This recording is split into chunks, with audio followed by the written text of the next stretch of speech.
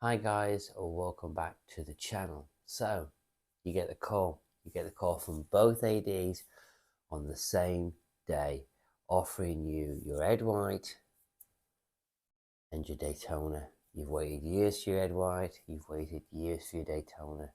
Which one would you buy? I would choose this one.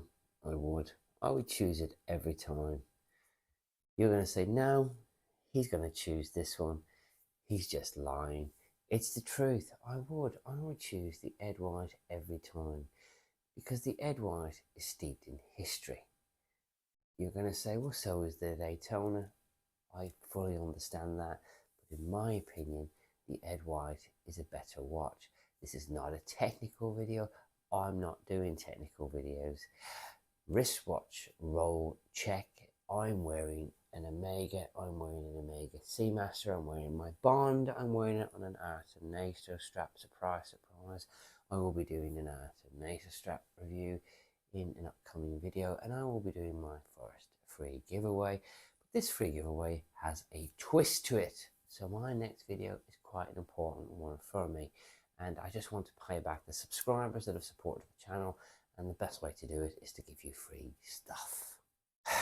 It's 5 o'clock in the morning. The last video I shot just corrupted and I've forgotten what the hell I'm talking about. I'm going to try one more time, but I'm not editing this piece out because you've got to realize I'm doing this crap to try and share the hobby with you guys. And sometimes doing this is a right pain in the ass. You've got to edit it, you've got to fanny around with it for what? For snidey comments. Well, here we go. Let's keep this bloody bandwagon going, shall we? Right. So there's a million reasons why I would choose an Ed White over a Rolex Daytona. I'm going to give you a few. The Ed White is steeped in history. It just is. That movement went to the moon. And this new Ed White has been designed for collectors. It has. If you try to buy an Ed White today, a 321, you're going to buy a Franken watch. You are. It's not going to have the right stuff in it. It just isn't. It's not going to be a true original watch. It's also going to be a couch queen or a safe queen because you're going to be afraid to wear it. You just are, because you're going to have all this money in this watch and it's going to be a delicate watch and you just don't want to lose money on it, or you don't want to have to pay the massive repair costs and the massive parts and service costs owning a watch of this age. So what Omega has actually done, they've recreated the Ed White movement because Swatch bought a company that allowed them to use the movement again. Check it out. And they've put this glorious movement, this hand-assembled movement, at a special facility in what I would call a modern case, a tank of a watch. They have given an Ed White enthusiast the opportunity to wear a piece of history as a daily beater. Now you're going to go, hang on a minute, did Brendan just call an Ed White a beater watch? I did. An Ed White is a beater. It's a daily beater. Omega has put an Ed White movement inside an almost indestructible watch they have. It's also got a ceramic bezel where the standard sapphire sandwich is not ceramic. It's something else, aluminium.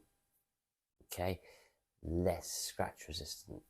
They have given an enthusiast the opportunity to wear a watch that's fully serviceable. Does that make sense? And the parts are available now, right? So you buy your Ed White, you wear it, you bash it, you enjoy it, it becomes your wonderful watch, you have a wonderful experience with the watch, whatever, and then in 6 years' time you send it off to the service department, and then 3 to 4 months later it comes back brand new, and you rinse and repeat the process. It's a beater watch. If you own an Ed White, get it out of the safe and wear the watch. There is a class of watch out there, a new class of watch, and I'm going to call it the couch watch. You're going to say, couch watch? That guy's crazy. What's he on about now? I am telling you that I would hazard a guess that 50% of Rolex watches never go outside. They've never been outside.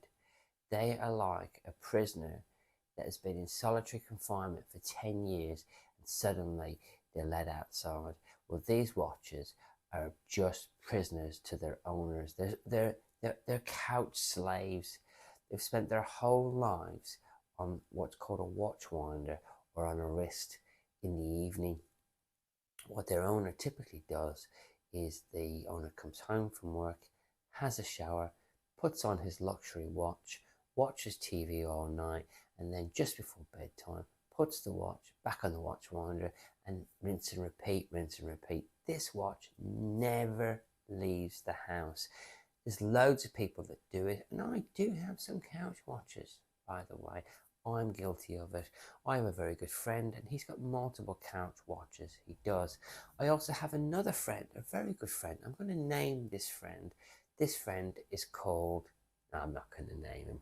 You know who you are. This guy is a lovely guy. He has a green Seamaster Diver 300M and it's a pleasure to call him a friend. Now, his dream watch is the Daytona that I just said that I would rather have the Ed White over than the Daytona. But that's his dream watch. He's currently looking online and he's seen them for 16 grand, 15 grand. And he's getting all excited. These are two-tone Daytonas, by the way. Not this one. They're two tones.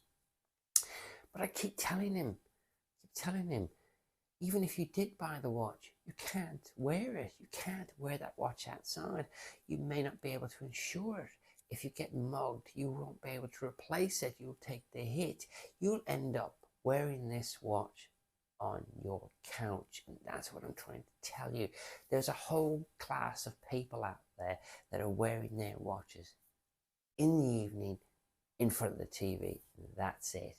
So back to the Ed White.